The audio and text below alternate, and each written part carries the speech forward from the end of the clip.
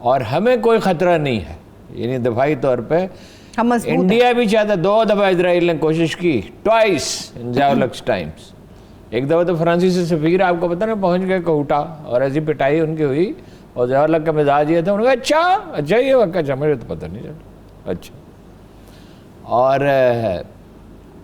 2 دفعہ اسرائیلی طیارے جو ہیں، ایک دفعہ تو وہ ایئرپورٹ پہ تھے اور بیرون ملک جا رہے تھے، مگر کیا اچھا انتظام تھا کہ انہوں نے بس ایک آدمی ہوتا ہے اسرائیل کا امریکی ایمبیسی میں، یہ یاد رکھیے، اسرائیل میں ایک آدمی موجود ہوتا ہے امریکی ایمبیسی میں، اس کو بتا دیا گیا کہ اس کا نتیجہ کیا ہوگا. اسرائیل نے 100 مسلمان شہروں کو ٹارگٹ کر رکھا ہے، اس میں پاکستان کے 2 شہر بھی شامل ہیں، لیکن مجال نہیں ہے، ہماری انٹیلیجنس اچھی ہے، ہمارا دفاع اور پہلی دفعہ میں عرض کر رہا ہوں کہ اسرائیل میں بھی اچھی ہے. ہم ارد گرد سے معلومات لیتے ہیں، لیکن ایسا بھی نہیں ہے کوئی آسمان. چلیے دشمن کی جو اور ہم نے دنیا کی نمبر 1 انٹیلیجنس ایجنسی تعمیر کی، ٹھیک ہے، بعد میں اسے پے در پے بدلنے والی حکومتوں نے اسے ISI کو خراب کیا اور پولیٹیکل استعمال ہوا، جو نہیں ہونا چاہیے. فوج کا کام نہیں ہے کہ وہ سیاست میں دخل دے، فوج بھی اس میں قصوروار ہے، اقتدار کی ٹیمپٹیشن بھی ہوتی ہے، لیکن سیاستدان میری رائے میں اس سے زیادہ قصوروار ہیں. لوگ اس بات کا بڑا برا مانتے ہیں کہ فوج کی حمایت کرتے ہیں، فوج کی حمایت نہیں کرتے. فوج نے اس ملک کو متحد رکھا ہے، آئین نے نہیں رکھا ہے. اس میں علاقائی تحریکیں چلی، اس میں یہ کہا گیا کہ یہ افغانیہ نام کا صوبہ بنا دیا جائے اور یہ کیا جائے اور وہ کیا جائے، اور لوگ جنہوں نے اس ملک میں ایسے بھی تھے جنہوں نے اس ملک کی تحقیر کی اور اس کو انڈو کرنے کی کوشش کی. ہماری ناکامی بھی ہے. مشرقی پاکستان میں ہم پہ جذباتیت کا غلبہ تھا، ورنہ کنفیڈریشن ہونی چاہیے تھی، لیکن مسلمان جذبات کی رو میں بہہ جاتے ہیں. اب یہ وقت ہے، اب جب اس موضوع پہ آئیں گے تو بات کریں گے، اس پہ بات کریں گے. لیکن ابھی عمران خان صاحب کی قیادت میں پاکستان میں کیا صورتحال دیکھ رہے ہیں؟ عمران خان پشاور پہ جب BRT پہ آتے ہیں تو میں ایسے ہول بات کروں گا کہ اب بہرحال یہ لگتا ہے کہ گاڑی پٹڑی پہ چڑھ رہی ہے الحمدللہ. فائنلی اب کچھ کامیابیاں جو ہیں وہ بجلی کمپنیوں کے معاملے میں بھی، یہ تو بہت بڑی ڈیولپمنٹ ہے IPPs کی، اور IPPs کی، اور یہ BRT جو ہے محض ایک چھوٹا سا قدم نہیں ہے، یہ مستقبل کی طرف بڑا قدم ہے. عمران خان نے آج ریلائز کیا ہوگا کہ انہیں لاہور میں بس سروس پہ اور پنڈی پہ اعتراض نہیں کرنا چاہیے تھا. اس پہ بات ہم بہت مغلوب ہو جاتے ہیں جذبات سے، لیکن اس قوم کا بڑا پوٹینشل ہے، اور دیکھیے اس کا بننا بھی ایک معجزہ ہے، اس کا باقی بچنا بھی ایک معجزہ ہے. اور اب ہم سٹیبل ہیں کئی اعتبار سے. اگر ہم اندرونی سیاسی کشمکش کو محدود کریں، یعنی دائرہ کار میں رہیں، سب سے زیادہ آزادی ہے پاکستان میں، عالم اسلام میں. اتنی کہیں میڈیا کو آزادی نہیں ہے. یہ ہم چیخ رہے ہیں کہ میڈیا کو محدود کیا جا رہا ہے، ظاہر ہے ہمیں اپنی آزادی کی حفاظت میڈیا کو کرنی چاہیے، بہت سارے معاملات میں محدود کیا جا رہا ہے. لیکن واقعہ یہ ہے کہ کہیں اتنے چینل کسی ملک میں اس کا تصور نہیں ہے، اور ایسی آزادی کا، اور یہ مس یوز بھی ہوتی ہے.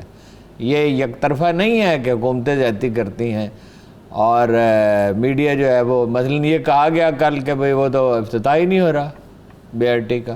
نہیں، وہ تو ہو گیا، مگر مریم صاحبہ کہہ رہی ہیں کہ نامکمل BRT منصوبہ ہے جس کا افتتاح کل جلدی میں عمران خان صاحب نے کیا. 92 میں جب موٹر وے بنی تھی تو اس سے کہیں زیادہ نامکمل تھی، اس میں بہت تھوڑا سا کام باقی ہے. سائیکل ٹریک ہے، اس میں 60 کلومیٹر کی سڑکیں، لیکن BRT پہ اس کے اوپر بات کریں گے. چلیں ذرا آپ جو انٹرنیشنل امن معاہدہ جو ان کی طرف سے کہا گیا ہے، جو ایک ایگریمنٹ ہوا ہے اسرائیل اور UAE کے بیچ، اس کو ہارون صاحب آپ کس طرح سے دیکھ رہے ہیں؟ یہ ایگریمنٹ ہونا ہمارے فلسطینی کاز کو کتنا زیادہ نقصان دے، اور ترکی کا، ایران کا اور پاکستان کا جو دیکھیے، ایک بات میں ابتدا میں یہی کہہ دینا چاہتا ہوں کہ جس معاملے میں دخل دینے کا فائدہ نہ ہو اس میں دخل دینا نہیں چاہیے. حکومت پاکستان کا رویہ ٹھیک ہے، سوچا سمجھا ہے، نہایت باوقار ہے، فلسطینیوں کے حق خود ارادیت کی حمایت کی ہے، مگر کوئی غیر ضروری تبصرہ نہیں کیا ہے. یہ عربوں کا معاملہ ہے اور ہم تو ظاہر ہے اس کے حق میں. دیکھیے بعض اوقات بڑے دلچسپ واقعہ، سیکنڈ ورلڈ وار جب شروع ہوئی تھی چھوٹے سے واقعہ سے شروع ہو گئی تھی. فرسٹ ورلڈ وار میں بھی ایسا ہوا، سرکمسٹانسز دھکیل کے لے جاتے ہیں تو پتہ چلتا ہے کہ پیچھے جو قدرت کا ہاتھ ہے وہی فیصلے صادر کرتا ہے. دیکھیے نیتن یاہو پھنس گیا، اس نے کہا 30% زمین غزہ کی لوں گا، اس پہ کرپشن کے الزامات آئے، اس نے اور بہت سی اس کی ناکامیاں تھیں، اس کی ڈیٹیل میں جانے کی ضرورت نہیں۔ ٹرمپ جو ہے وہ پھنس گیا کرونا میں، بہت بری طرح نقصان ہوا، اور جو بائیڈن آپ کو پتا کہ اس سے بہت آگے تھا۔ ادھر عرب جو ہیں ان کی اپنی مجبوریاں ہیں، ضرورتیں ہیں، اور وہ امارات میں تو دیکھیے کاروبار نمبر 1 چیز ہے ان کا، تو تیل بھی ٹھیک ہے لیکن اصل میں تو وہ دنیا کا دوسرا بڑا ٹریڈ سینٹر ہے۔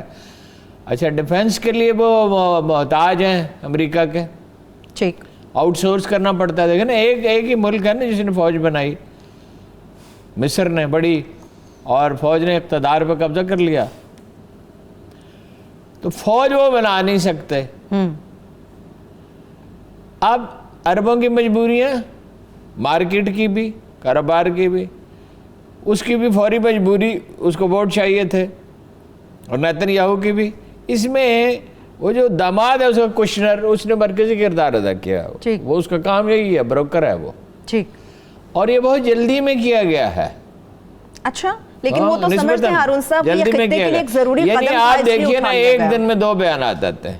ایک طرف وہ، یہ تو خیر لولی پاپ ہے، وہ کہتے ہیں سارے مسلمان وہاں عبادت کر سکیں گے، یہ کیا لولی پاپ؟ یہ تو ایک وہ معاملہ ہے۔ مطلب کہا گیا کہ شیخ زاید بن سلطان نے کہا کہ اب اپنی طرف سے تو انہوں نے یقین سے کہا کہ اپنا محمد بن زاید کہ ہم تو فلسطینیوں کو بچانے کی کوشش کر رہے ہیں، ان کی زمین بچانے کی کوشش کر رہے ہیں، یہ معاہدہ بچائے گا۔ اچھا، دوسری طرف نیتن یاہو نے کہا کہ بالکل سوال ہی پیدا نہیں ہوتا، یعنی کوارڈینیشن کا یہ عالم ہے، اور ابھی اس کے یہ معاہدہ کو اس طرح فائنل نہیں سمجھنا چاہیے، یعنی امپلیمنٹ تو یہ ہوگا، یہ نظر آ رہا ہے، بحرین نے ویلکم کیا، مصر نے کیا، اور فائنلی سارے عرب اس کو تسلیم کر لیں گے۔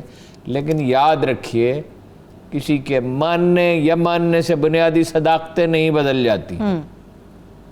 بنیادی صداقت یہ ہے کہ مسلم امہ اسے تسلیم کرتی ہے، یعنی کہ لوگ کہیں گے مسلم امہ کہاں ہے؟ وہ ترکی بیٹھا ہوا ہے، قطر ہے، پاکستان ہے، ملائیشیا ہے، انڈونیشیا ہے، تو 1 ارب 60 کروڑ مسلمان ہیں۔ ترکی اور ایران نے بڑا شدید، اور یہ اگر کسی کا خیال ہے نا کہ وہ دیکھیے گریٹر اسرائیل کی راہ ہموار، اسی لیے ایران کا محاصرہ کیا جا رہا ہے۔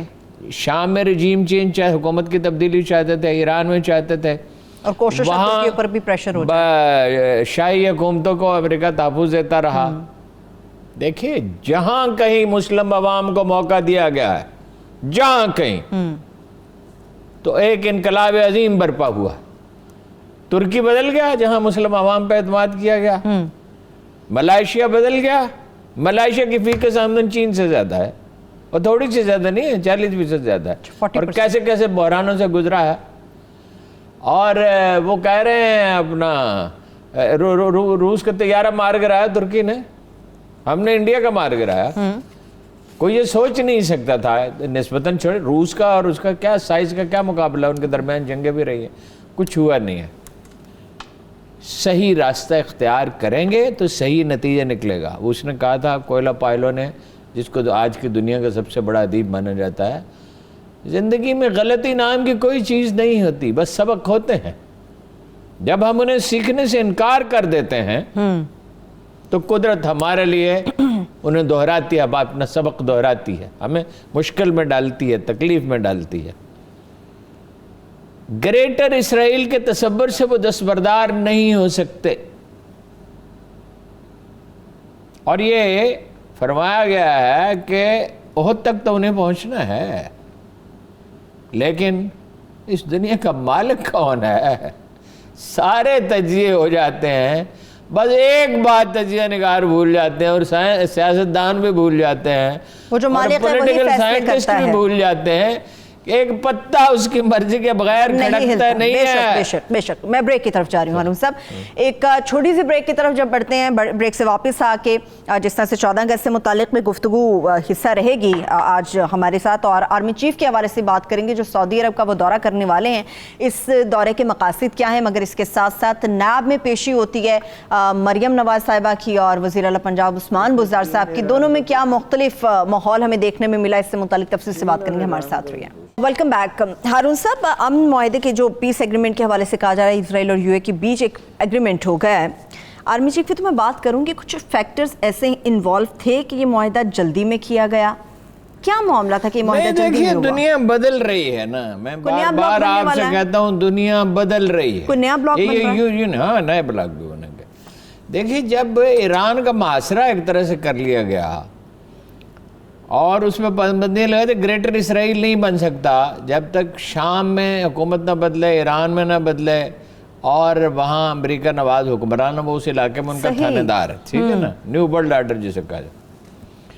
तो चीनियों के मामला तो पहले ही चल रहे थे। अब देखिए ना, इसी को मैं कहता हूँ ना कि जब आप तज्जिया करते हैं तो आप भूल जाते हैं कि एब्सोल्यूट पावर नाम की कोई चीज़ दुनिया में नहीं होती। कोई सारी दुनिया भी फतह कर ले, चंगेज़ खान ने भी फतह कर ली थी, तैमूर ने भी कर ली थी और उन्होंने भी कर ली थी, लेकिन ये नहीं होता कि सारे अवामल उसके हाथ में चले जाते हैं। वो कुरान मजीद कहता है एक को दूसरे से दफक कर देते हैं। कुदरत मालिक की मर्जी है, मोहलत भी देता है, सजाएं भी देता है इंसानों को।